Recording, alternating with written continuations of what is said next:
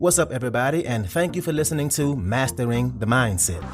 My name is Dariusdotch, and I'm an actor, hip-hop artist, and fitness and life coach. And I'm here to personally help you train and improve your mindset so that you can, 1, become the best version of yourself mentally, and 2, gain focus and motivation to be able to take action and achieve the success in life that you want and deserve. Before we get started, please like and subscribe to my channel, and at the end of this episode, if you liked it, please share it with a friend or a loved one or someone who would benefit from hearing this message. I'm so glad you're here, and I'm ready to go on this journey with you, and that journey begins now. So today we are going to talk about something that everybody struggles with, and that is time. So how many times have you felt like there just wasn't enough time in the day? How many times do we want to do things, but we just run out of time? How many times has someone either not gotten back to you or not shown up or not did the things they said they would do because they were too busy? They didn't have enough time. Maybe that's you. Maybe you're the person who is that way. And don't feel bad if you are, because we've all been there, right? Time is important, but time is limited. We only get 24 hours a day. Now think about this. The elite performers, people who are the most successful entrepreneurs and the CEOs, the business gurus, people whose time is stretched the thinnest. The elite performers look at time and use time completely different than the people who perform at an average level. And they all look at it the same way. Either you're going to be the person in life who dictates their time and uses of it, or you're going to be the kind of person who lives their life always reacting and responding throughout your life. Either you're going to control your time or your time is going to control you. And a lot of times, a lot of us are reacting. We let time control us, and we are living our days responding to things as they come to us. So let's talk about a few ways to change that. Let's talk about how to use time, how to bend it and manipulate it and use it differently. So the first thing I want to talk about is how those people who win, those people who maximize their time, people like entrepreneurs and entertainers and the professional athletes, the CEOs, how they are in a much bigger hurry than the average person. And I'm being literal when I say this. Those people are in a bigger hurry. Their pace is different. The way they walk, the way they talk, how they approach tasks. They are in a hurry to get it done, to get to that destination. Their expectation to arrive at the destination is sooner. And this may sound like a simple concept, but I want you to evaluate yourself and how big of a hurry are you in? Because it's important to think about your thought process and how close you are, or how close you think you are to your goal, and how big of a hurry you are to get there, to get to the finish line. So think about this.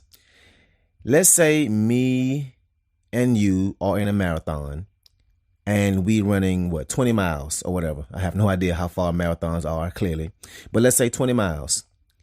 You will pace yourself at a certain speed so that you can sustain to finish the race, but still fast enough to set yourself up to finish toward the front of the marathon, right?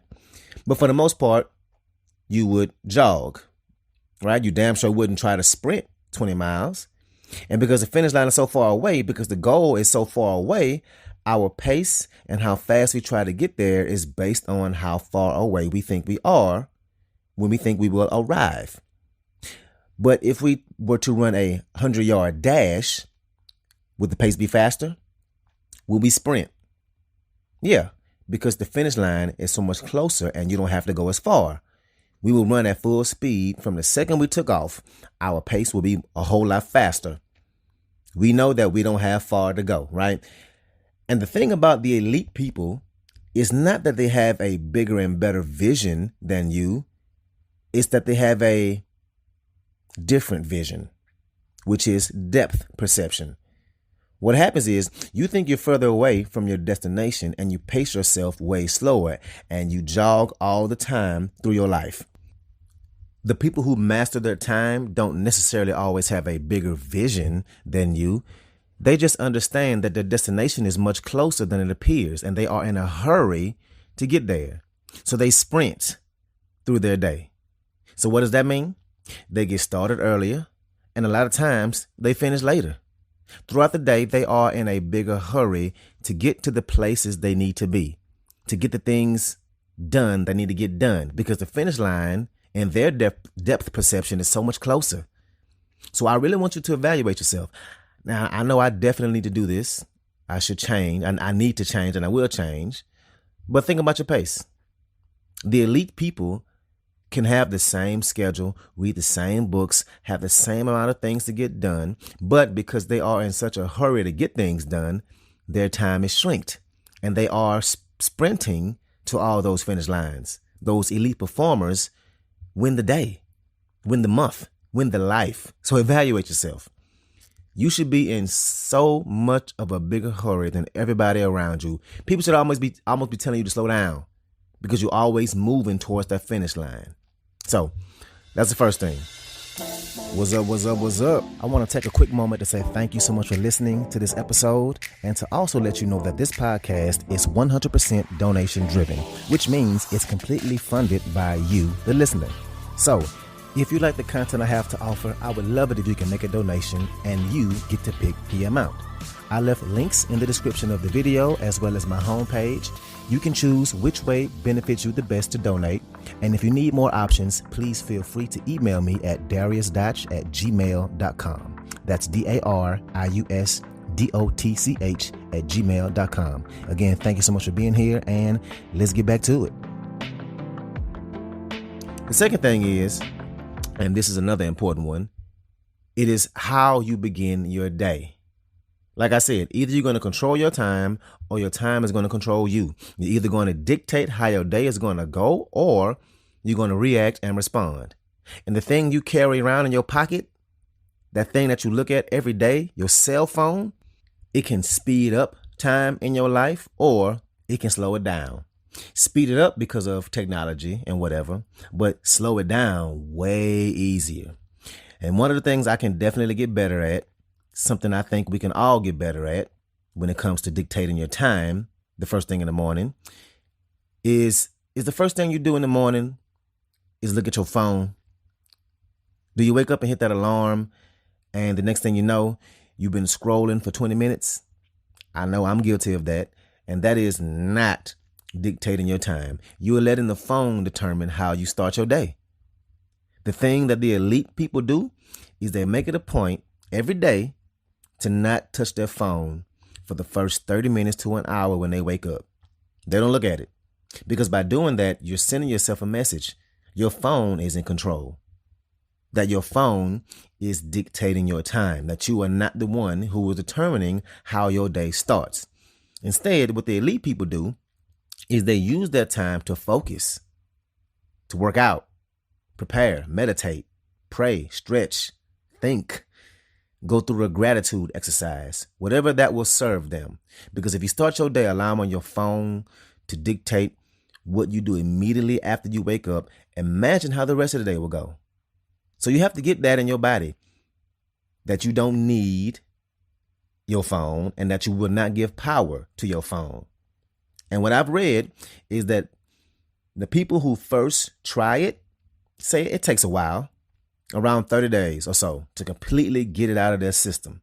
But you have to be disciplined to actually do it, and it will change your life. And the third way is they measure their performance frequently. Now, there's a business quote that says, where performance is measured, performance improves. Meaning, the more you evaluate and determine how much or how well you have improved or gotten achieved, the more your performance will improve. So think about it like this. The average person, at least in America, we kind of evaluate ourselves once a year, right?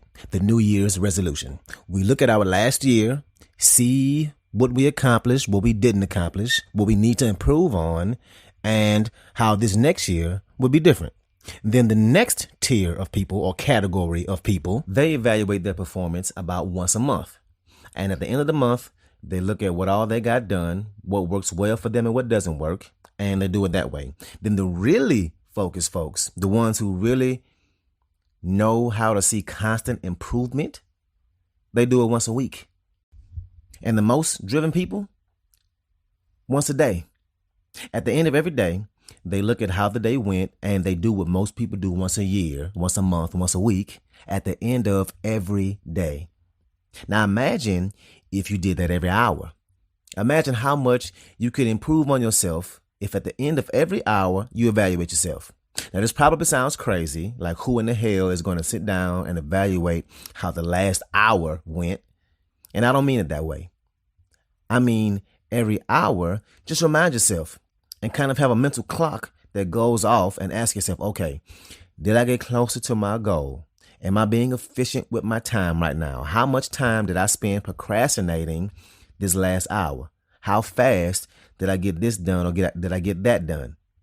And it should be a constant thing that goes off in your brain that reminds you to be on track, to be constantly using your time the most efficient way possible, to limit the amount of distractions you have. And believe me, when I was learning about this strategy, I realized I kind of already have it. Not every hour yet, but multiple times throughout the day. I feel like I'm looking at the clock and thinking about how much time I got to get things done, or how much time that I wasted and didn't get things done. And it really helps me hold myself accountable, especially on those days when I feel like there isn't enough time. So believe me when I say, I'll be adapting this in my everyday life, and you should too, especially if you work from home or have a business or are using your day off to get things done. Those off days are important as hell, right? So why not maximize that day and get done as much as you can? Hell, any day for that matter. And again, who do you think is the person who will maximize their time the most? The person who measures themselves once a year, or once a month, once a week, or at the end of every day? So the more times you shrink the times in between when you evaluate yourself, the more times or opportunities you can have to improve and really fine tune and sharpen the way you use your time. So do this multiple times a day and develop that mental alarm clock and see how it changes your life. So that's what I got for you today. If you like this episode, please share it with somebody that can benefit from this, somebody who is a friend or a family member, somebody who has goals and is trying to improve their lives. So thank you again, and let's get it in.